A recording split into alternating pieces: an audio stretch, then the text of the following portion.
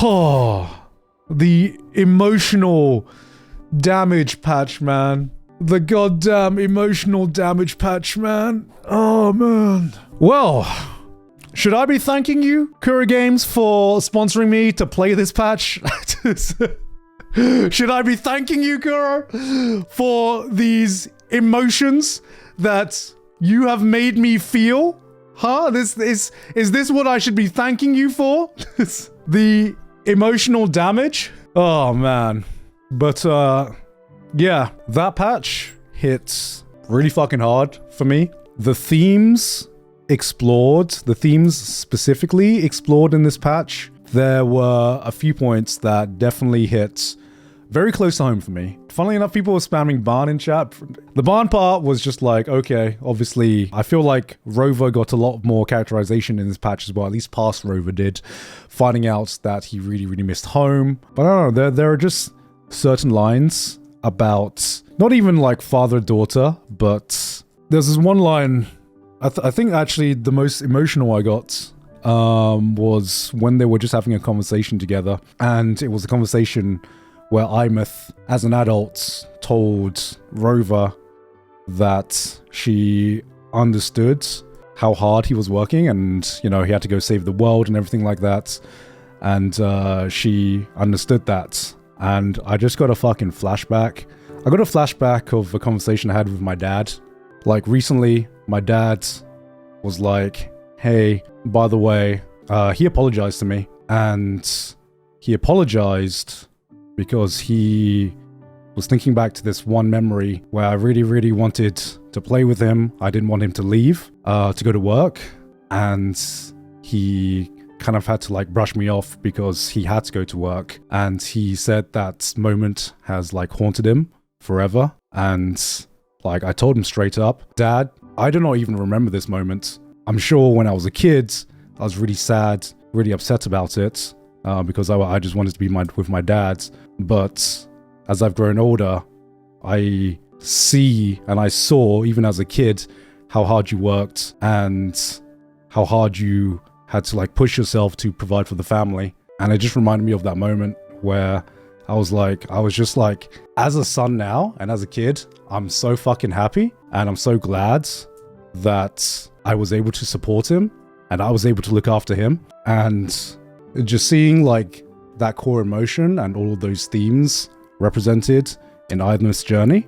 I don't know, there are some points that definitely hit really, really close to home to just what it's like being a parent. Not only what it's like being a parent and being a foster parent, but also what it's like being a kid, a child who really worries about their parents and just wants the best for them, even if they are parents.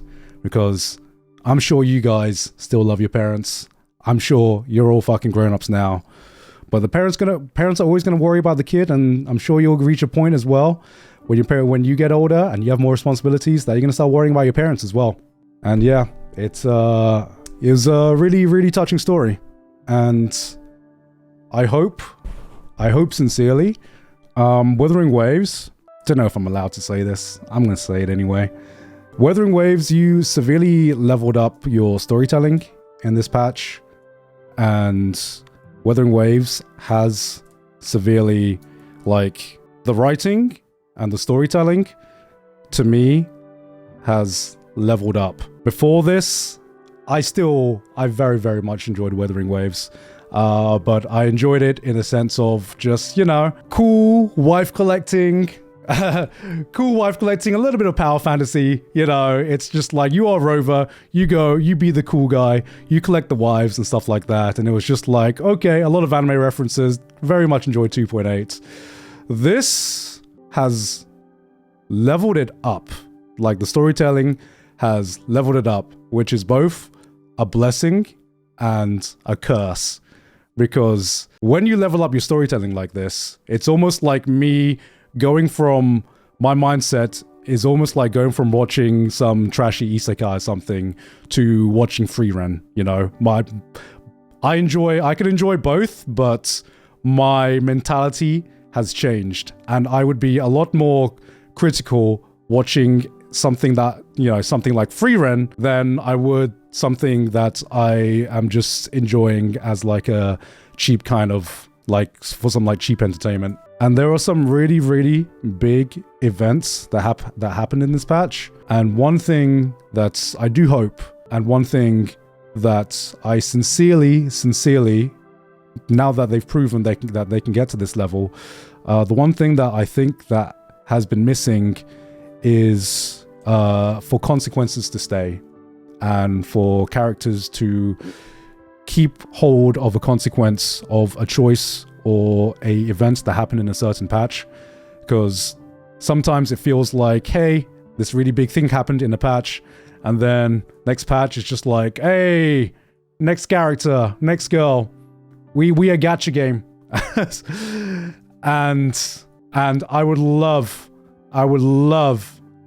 to see Rover grow as a character and hold on to kind of like the consequences of what happened in this patch, and have it change his course as a character, because I feel like that would be really interesting.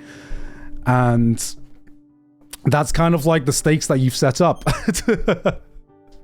that is the stakes that you have set up, and you have put the pieces into place.